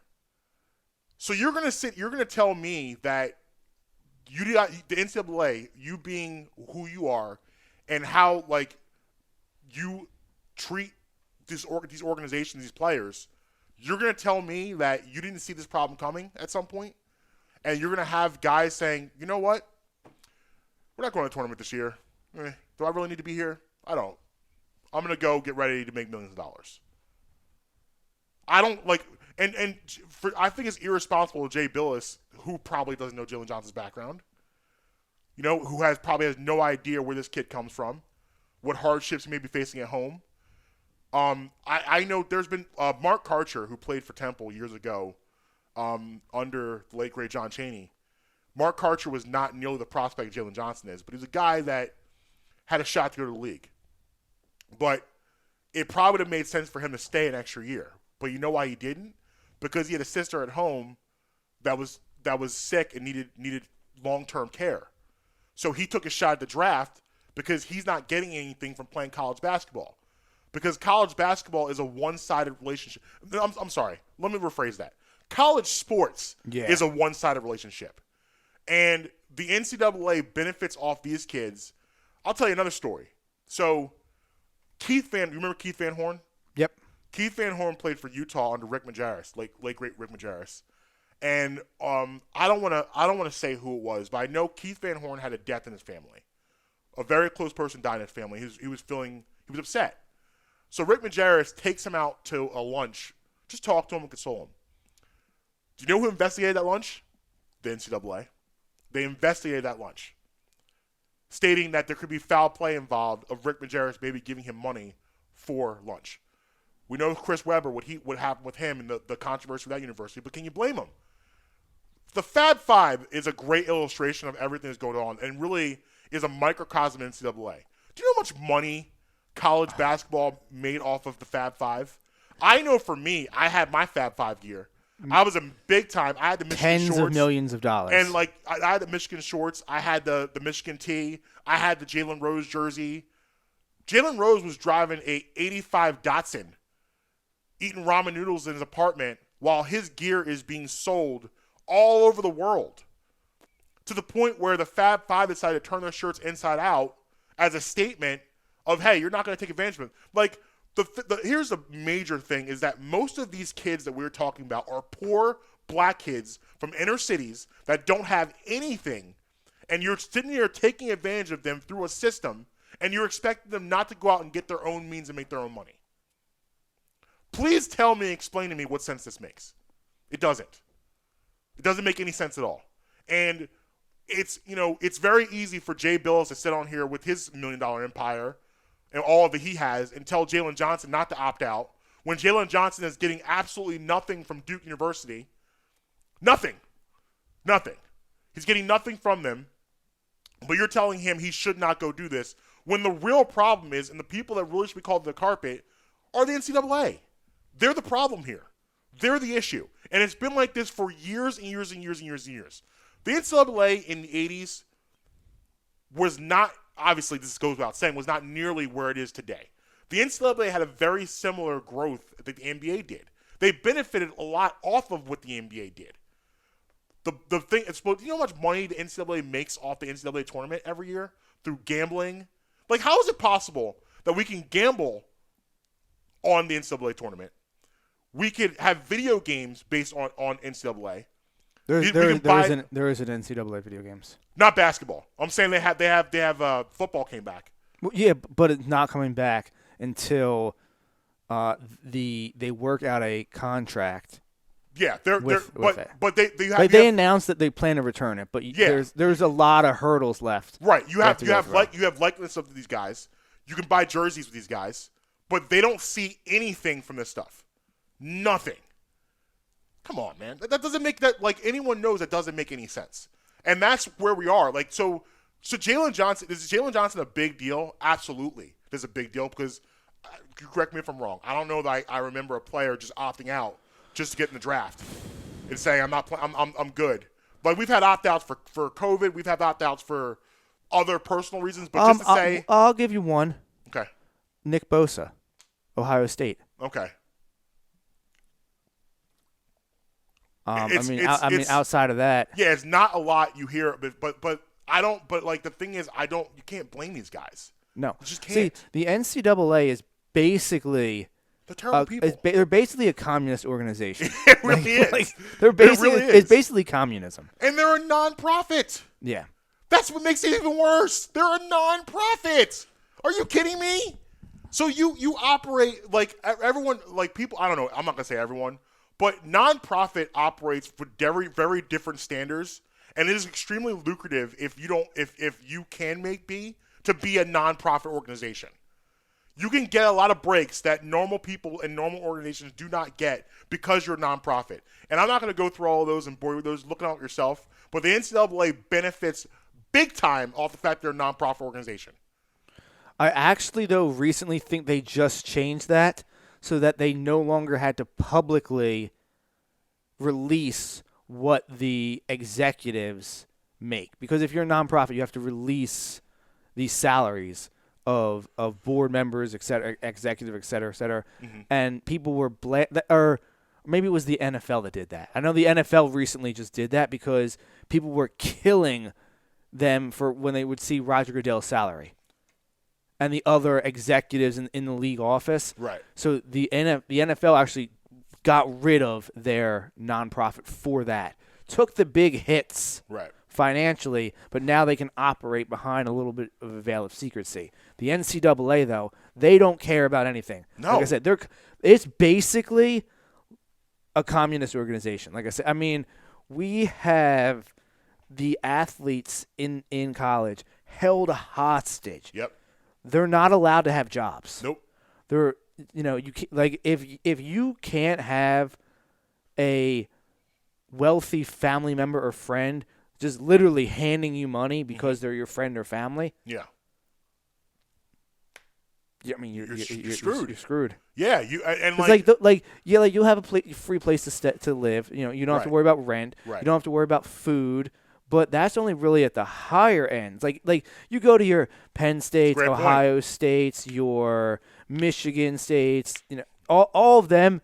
Those athletes that are on scholarship there, they're taken care of. Right. But you go further down the line. You go to your Temples, your LaSalle's, St. Joe's. St. Joe's, Yeah. those. They don't have the same funding. Dayton.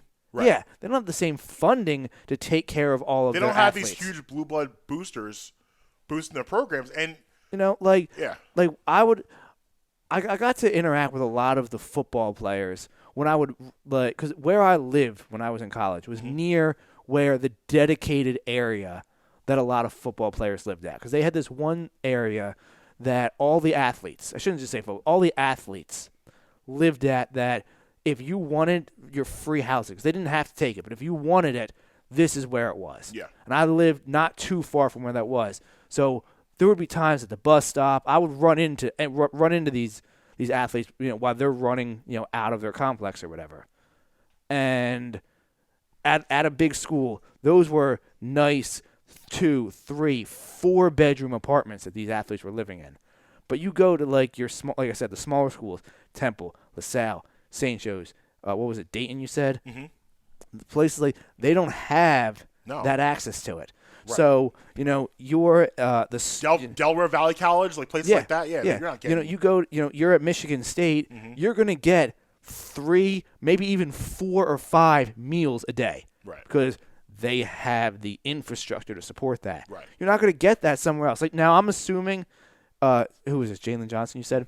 I'm assuming if he's the number projected 6th pick in the draft and he's at Duke, he's probably a scholarship guy. Yes. So he probably has access to these, because Duke's a major school. They're doing the same thing. He probably has access to all of these benefits, but that doesn't line your pocket. No. Right. And you can have all the free food in the world. Yeah. I can go to you and say, Marcus, you never have to buy a meal ever again. Ever. You never have to buy food again. Right. Can't have a job, though. But you never have to buy food. You never have to pay rent. Right. How are you going to put gas in your car? Right. Right. And excellent points. But and the thing is that drives me crazy about all of this is the players themselves. The only way this could be rectified with a class action lawsuit. However, they're never going to do that because they don't have the capital to hire lawyers to take on this case. And what happens is by the time these players get to the NBA, well, you started seeing a little bit of a momentum in the players' side and their stance with how the leagues rolled out the way they brought football back this year, because there was the Big Ten players were actually suing the Big Ten. Yeah. Because all these other leagues were doing it. The Big Ten decided to shut down and not honor the scholarships because there was no season going on. Right. And the players were we're not the ones not fulfilling our end of the agreement. How can you take our benefits away, Right. but still hold the restrictions in place? Right. And they ended up winning. Well, I shouldn't say winning. The Big Ten felt the pressure and just caved in. So Well, usually what happens is got rid of the these lawsuit. guys go to their respective leagues and they start making the money, and they kind of like it's water under the bridge. So the NCAA, the cycle continues because a new crop comes in, and it just goes round and round and round and round and round. But it's wrong. I mean, it's wrong. The most egregious case of all of it is Reggie Bush. Reggie Bush, as far as the official records book go, Reggie Bush never played college football. Right. One of the best college football players ever. Of all time. Yeah. Ever. Not even close. And he had to give back his Heisman Trophy, all the records. Now, Pete Carroll, I've said before that he's kind of slimy. Oh, what he did how he left him high and dry was slimy. I mean, he ruined that university and just left. He set up fire, turned his back, and walked out. Yeah. I mean, that's and pretty much what he they did. still haven't recovered. No. 15 years later. Right. What was it, 7? Yeah. 12, 13, 15, whatever, however long it's been. What was last year? Like 2007, 2008? Was he there? 6, I think. 6 was the year they lost to Texas. Wasn't that So they- 5? I believe it was 6. I'm pretty sure it Okay. was 6, but did he coach after that for them? I believe he coached one more year, then I think he took a year off and then came to Seattle. Okay. Yeah, it's just, I mean, you look at this and like, to me, like, I'll go back to my original point. Jalen Johnson's not the problem here. No. The problem is the system. The system is terrible. It's completely outdated, completely unfair. But it can't change And until what I more don't people speak up. understand is the professional teams.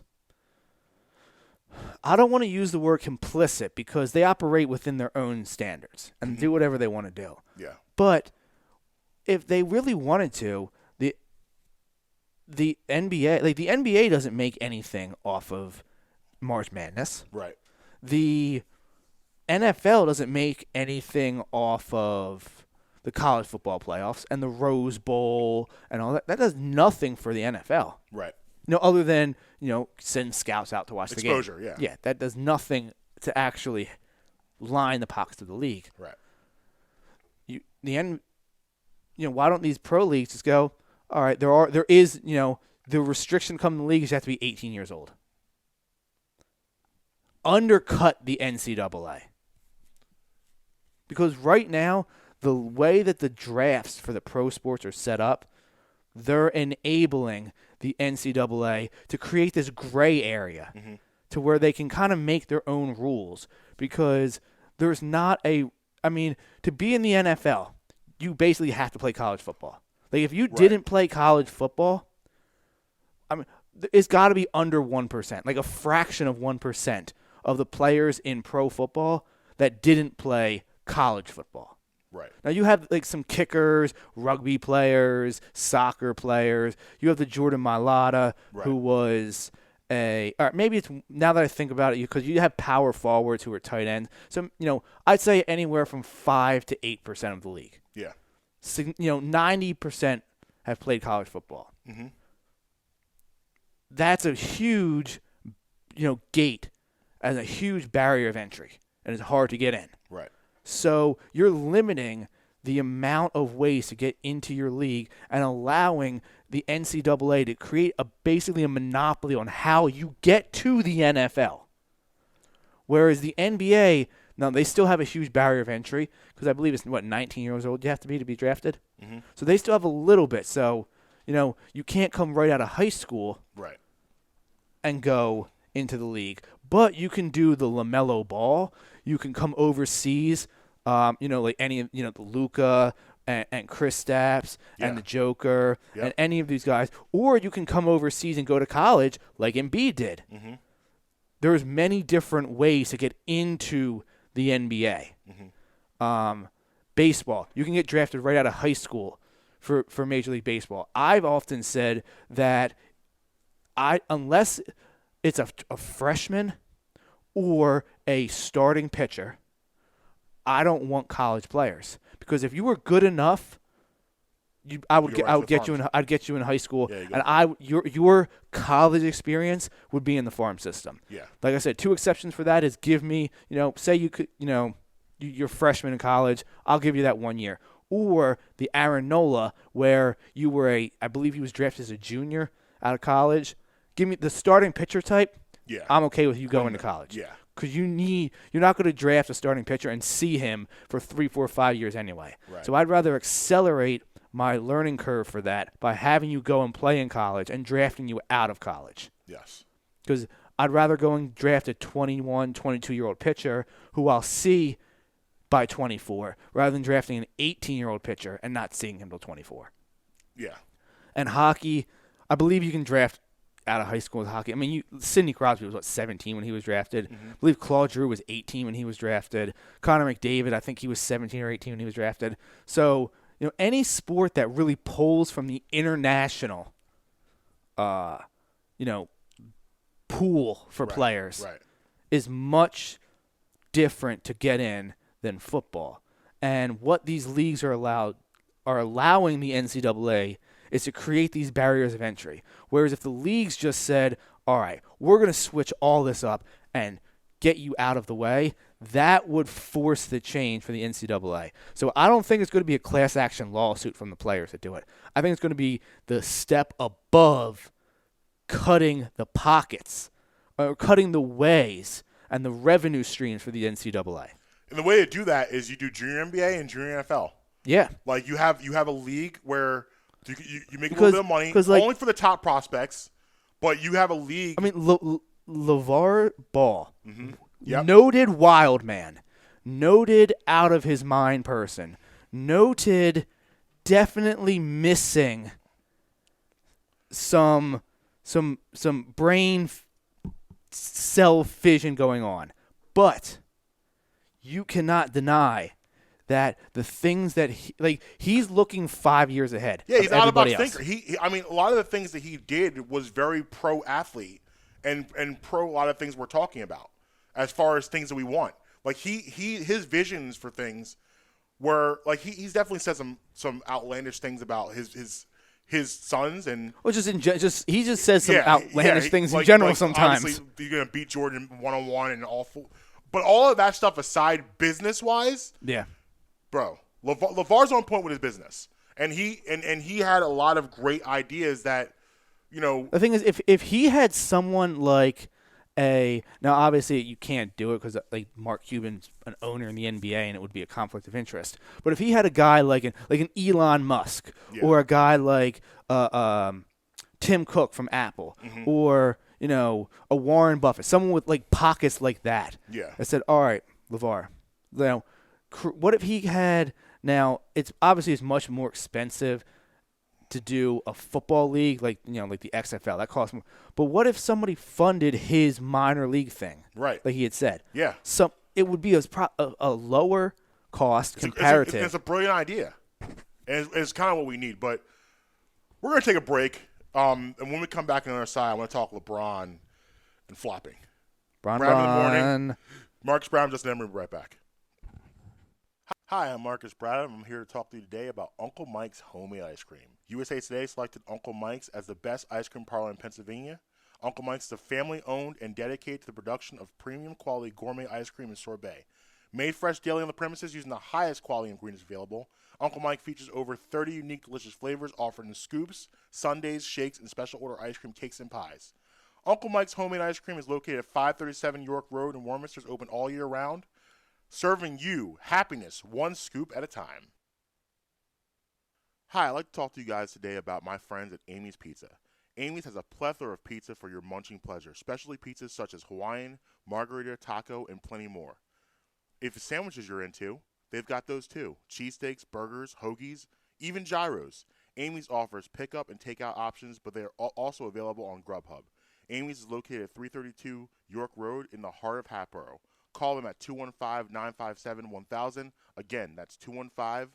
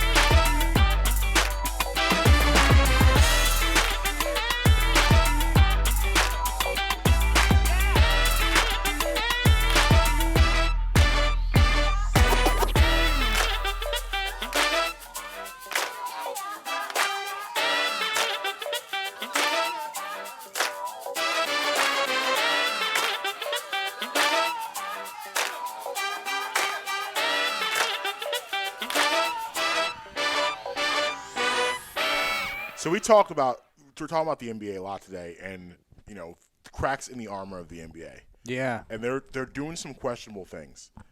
This is along that list of questionable things for me. Okay. So,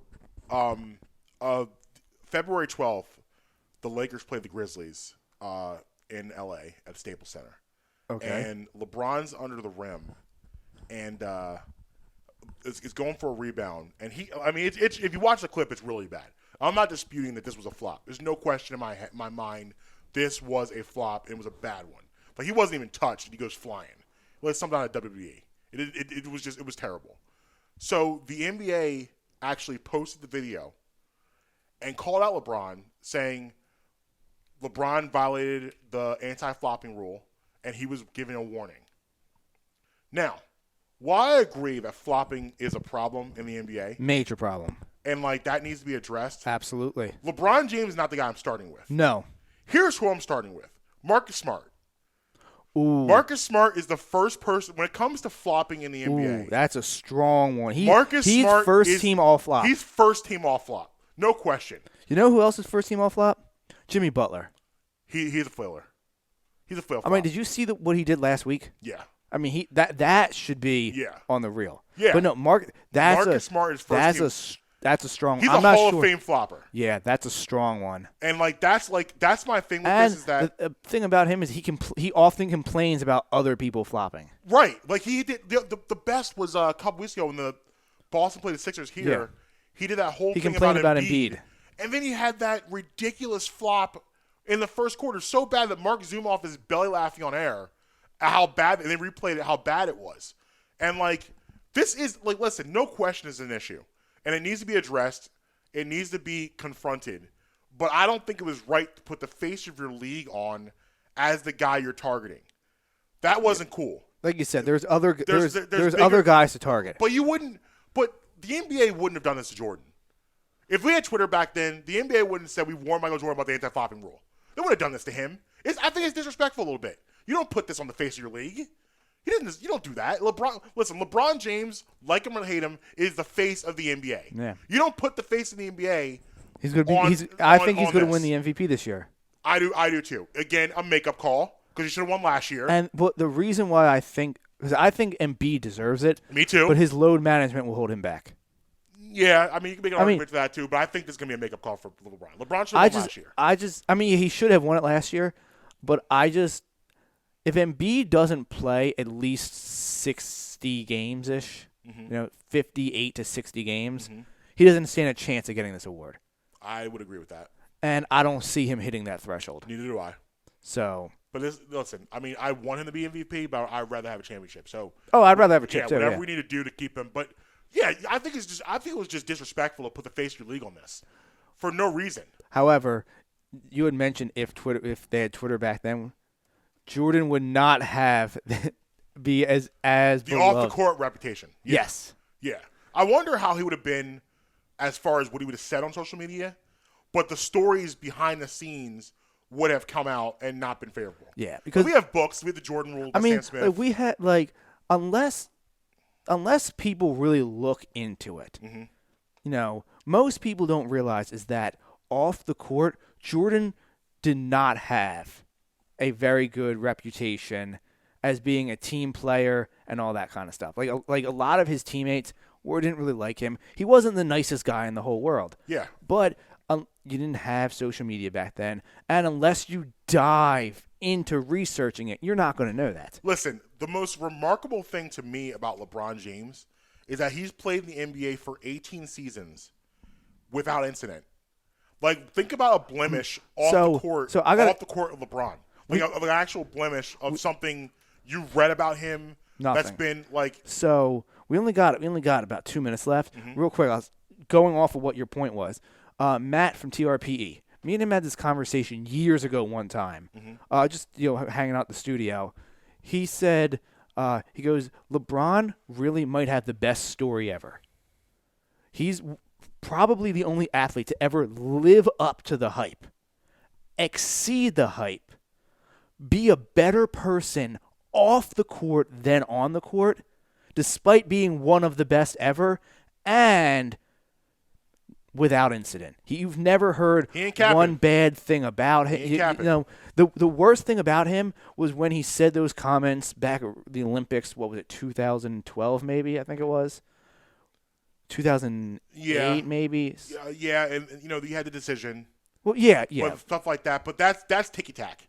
That's not anything major. You had the stuff with you had a couple things he said's questionable, but that's not what we're talking about here.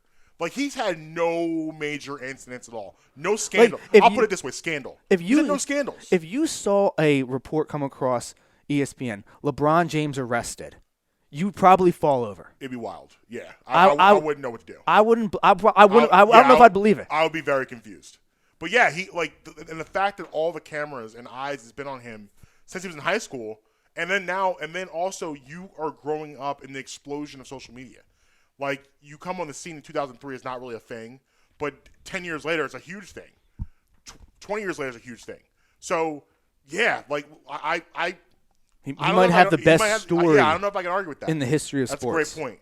But listen, we're gonna go ahead and wrap this whole thing up. Today, I had so much fun today. Yeah, it was a good show. This is enjoyable. Tomorrow will be our Friday, our Thursday and our Friday. Yes. We don't have a show Thursday and Friday because I'm gonna be up in the mountains doing some white people things. doing some skiing, some snowboarding, some snow tubing. Getting my white on. Okay. I don't believe in this changing seasons, so I don't want to participate in that at all. So Wednesday is going to be our Thursday and Friday. So tomorrow we'll be doing hockey, Arnaud, and breakfast bars. Yes. All tomorrow to wrap up the week nicely. You can follow me at Marques Betweetin, MarquesBetweetin, everywhere. At Justin Emmer Show, Twitter. Catch me there. Yeah, won't be on IG. No, I told you the only time I'm coming back to IG, one thing can bring me back, and that is the potential versus of Tupac and Biggie. That would be the only thing that brings me back. I'll have a front row seat for that. By the way, Biggie documentary dropping March 1st, approved by the estate on Netflix. Ooh. That I'm very excited about. Brad Memory Pod everywhere. And until next time, you can be with us, you can be against us, but you're never going to stop us. Late.